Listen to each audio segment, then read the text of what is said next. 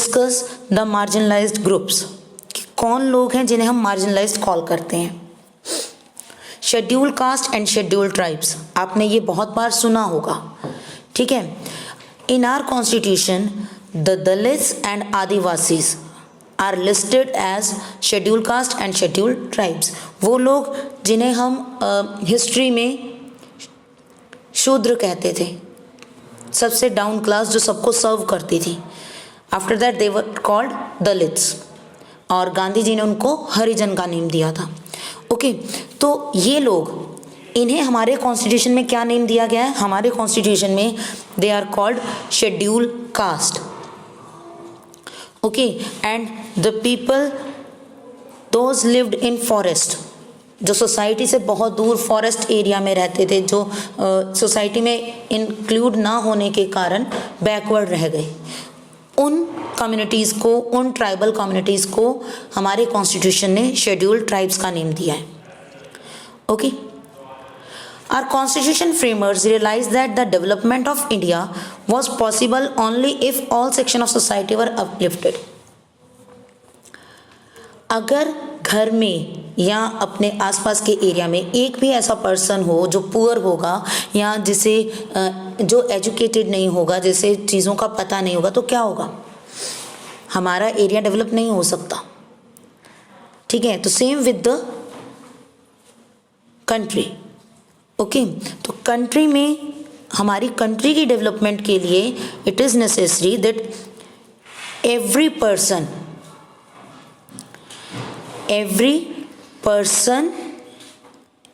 Gate uplifted, उसे uplift किया जाए, उसकी जो सोसाइटी में उसका स्टेटस है उसे अपलिफ्ट किया जाए, उसे एजुकेशन दी जाए, ठीक है, और एक मॉरल सपोर्ट दी जाए कि वो सोसाइटी में सबके साथ इक्वली रह सके, ठीक। For this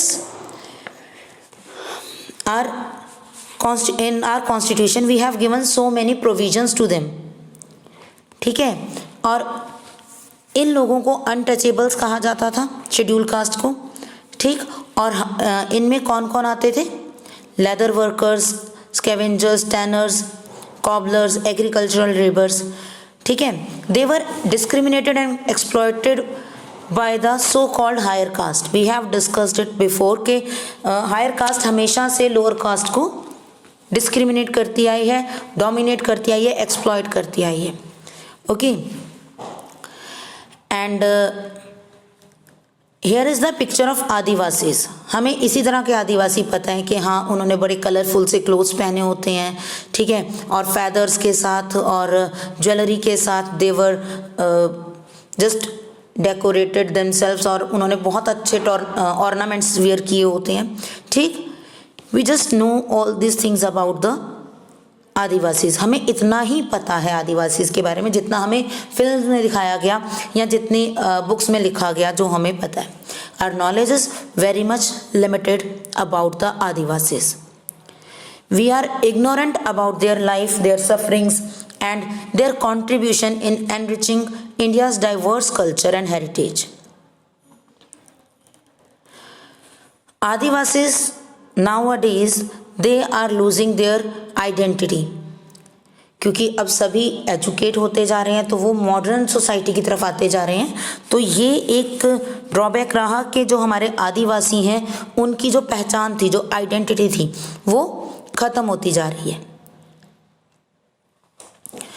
so it forces them to live in abject poverty, उन्हें गरीबी में रहने को, क्योंकि उनके फॉरेस्ट ख़त्म कर दिए गए और उन्हें फॉरेस्ट से बाहर रहने के लिए कहा गया, तो उनकी आइडेंटिटी कम होती गई, ठीक है। तो आइडेंटिटी अपनी ख़त्म करने होने के कारण वो पॉवर्टी के लाइफ में रहने के लिए अब मजबूर हैं।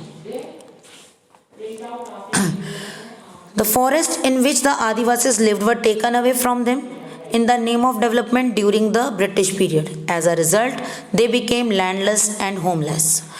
Many protests and revolts occurred during colonial era against the exploitation, but they were quickly suppressed by the British in merciless manner to discourage any future revolt.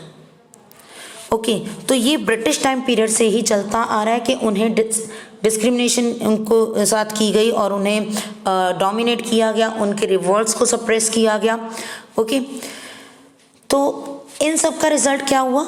Poverty, illiteracy and indebtedness, exploitation, diseases and unemployment. Okay तो tribal communities में जो एक time पर self sufficient communities थी, जो अपनी needs को खुद ही फुलफिल कर सकती थी, तो ब्रिटिशर्स के टाइम पीरियड में वो पॉवर्टी, इलिटरेसी और एक्सप्लॉयटेशन, डिजीजेस, अनएम्प्लॉयमेंट, इन सब के ट्रैप में फंसती जा रही थी। ओके और आफ्टर इंडिपेंडेंस भी उन्हें एक लेवल पर लाना बहुत ज़्यादा डिफिकल्ट होता जा रहा था। Here is, do you know, Jyotiba Phule was born in a Mali family. Mali आप सब जानते हैं, गार्डनर, ठीक है। माली फैमिली में उनका जन्म हुआ एंड बिलोंग टू शूद्र वर्ण, ठीक है। शूद्र वही द सर्वेंट्स जिनको कहा जाता था, जो पूरी सोसाइटी को सर्व करते थे। He was educated by a mission school and began his work as social reformer to educate untouchable boys and girls. As he was from a Shudra community, तो वो शूद्र से बिलोंग करता था, वर्ण से बिलोंग करते थे, तो उन्हें एजुकेट होने की, हमारे अपने कल्चर में, हमारी अपनी सोसाइटी में उनको एजुकेशन से दूर रखा जाता था, ठीक है, कि उन्हें सर्व ही करना है लोगों को, तो there is no need to get education. Okay तो अब उन्होंने कहाँ से एजुकेशन ली? From a missionary school. जो ब्रिटेन की मिशनरीज थी, ब्रिटिश कंट्री से जो मिशनरीज आई थी अपना रिलीजन को स्प्रेड करने के लिए, तो उन मिशनरीज में ज्योतिबा फुले ने एजुकेशन ली और after that he worked for the untouchable boys and girls. उन्होंने अनटचेबल बॉयज, जो उन्हीं के कम्युनिटी के लोग थे, उन लोगों को पढ़ाना शुरू किया। And his wife trained to teach the girls। उन्होंने अपनी वाइफ को ट्रेन किया गर्ल्स को टीच करने के लिए। अब उस टाइम पर बॉयज़ गर्ल्स में भी बहुत ज़्यादा डिस्क्रिमिनेशन होता था, तो ज्योतिबा फुले नहीं पढ़ा सकते थे गर्ल्स को, तो उन्होंने अपनी वाइफ को एजुकेट किया, ट्रेन किया कि वो अनटचेबल गर्ल्स को, जो लोअर कास्ट की गर्ल्स हैं, उन्हें पढ़ा सकें, ठीक है। He is associated with Satyashodhak Samaj that organized the lower caste against the Hindu Varna system. He wrote about slavery of lower caste and exploitation by the Brahman priest. उन्होंने अपनी वॉइस रेज की कि जो हायर कास्ट हैं, ब्राह्मण हैं या other higher cast हैं, वो किस तरह से लोअर कास्ट को एक्सप्लॉइट कर रहे हैं, उन्हें हमेशा स्लेव बनाकर ही रखना चाहते हैं। Okay now there is discussion on the Bishnois that are the tribal communities of Rajasthan, ठीक है। बिश्नोइज के बारे में यहाँ पर एक पैराग्राफ गिवन है और लेट्स रीड दैट पैराग्राफ कि बिश्नोइज कौन है। They are the tribal community of Rajasthan. The preservation of animals and vegetation have been a religion to them.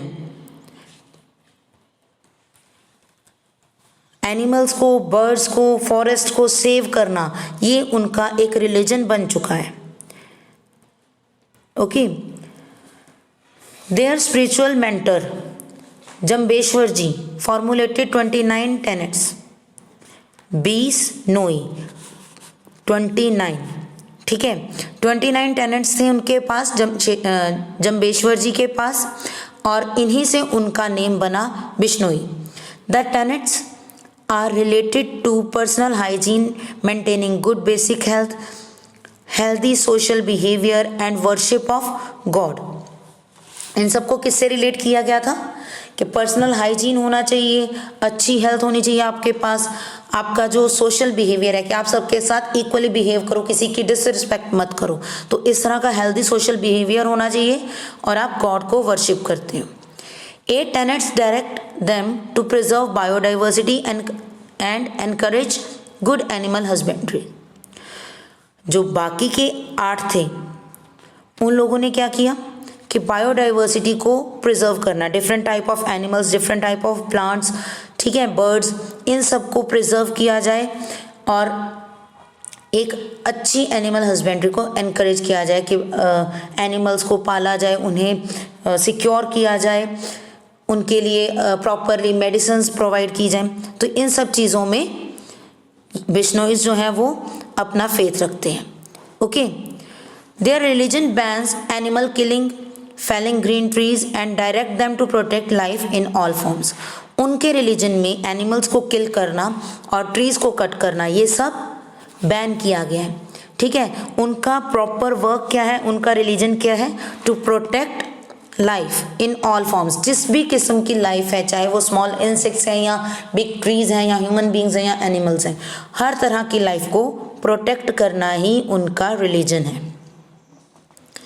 Okay, and Bishnoi conservationists take care of nature, live in harmony with it, live in harmony with it instead of exploiting it.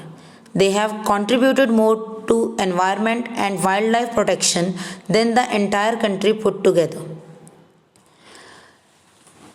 बिश्नोईज जो है वो हमेशा से starting से ही जब उनका एक religion बना दिया गया, उनको एक ड्यूटी दे दी गई कि आपको कंजर्व करना है नेचर को। ओके, तो they contributed more to environment and wildlife protection. उन्होंने बहुत काम किया है वाइल्ड लाइफ को और एनवायरनमेंट को कंजर्व करने के लिए। ओके, अब मेन हमारा पॉइंट क्या है कि जो शेड्यूल कास्ट और शेड्यूल ट्राइब्स हैं वो मार्जिनलाइज्ड हैं, उन्हें सोसाइटी से अलग रखा गया है और उन्हें सोशल जस्टिस से दूर रखा गया है।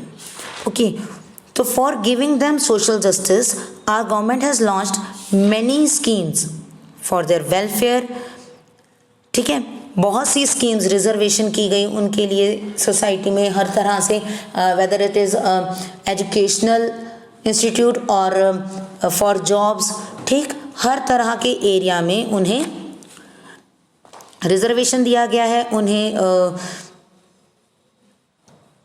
फीस भी उनकी फ्री की गई है, ठीक है।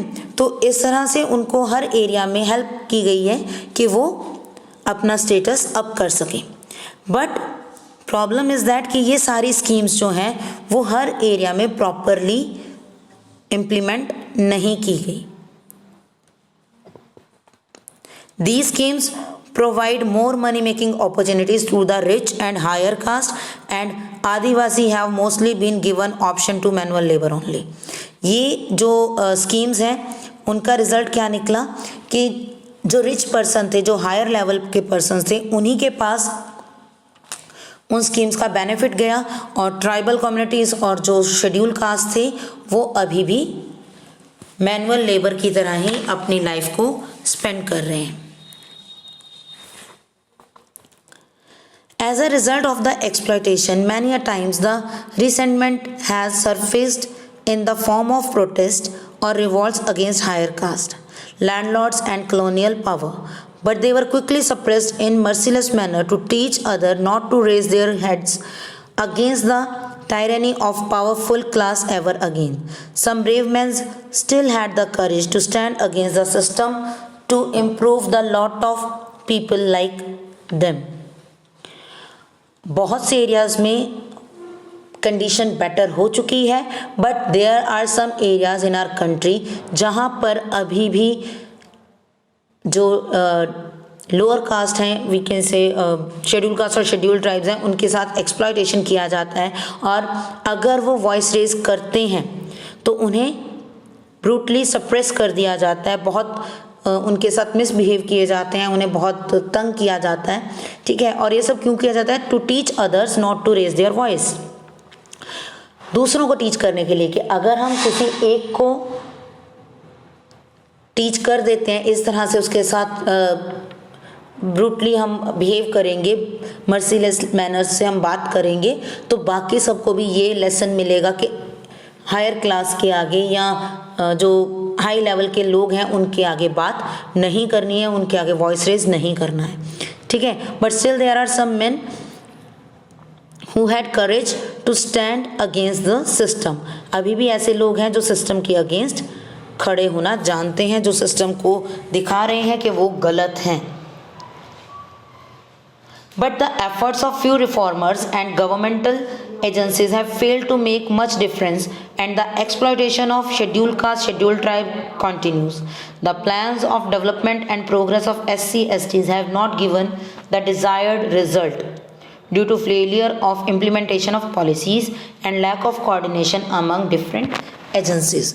बहुत से एरियाज में मैंने आपको अभी भी कहा कि ठीक हो गया है सब कुछ, but still there is discrimination, और गवर्नमेंट के जो इंस्टीट्यूशंस हैं या जो गवर्नमेंट की एजेंसीज हैं वो फेल रही हैं सब लोगों तक जो प्रोविजंस कॉन्स्टिट्यूशन ने दी है वो प्रोवाइड करने में। ओके तो डिज़ायरेबल रिजल्ट्स हमें नहीं मिले हैं, फेलियर मिला है because the policies are not implemented properly by the government. ठीक है, गवर्नमेंट ने या लोगों ने उसे इम्प्लीमेंट नहीं होने दिया, whatever the reasons are. But जो हमारी कंडीशन क्या है अभी भी कि still there is discrimination, schedule caste schedule tribes अभी भी मार्जिनलाइज है, अभी भी वो इक्वली उनका स्टेटस नहीं आया है। ठीक है, so that's it for today. आज के लिए इतना ही। टुमारो वी विल लर्न और read reservation. Thank you and have a nice day.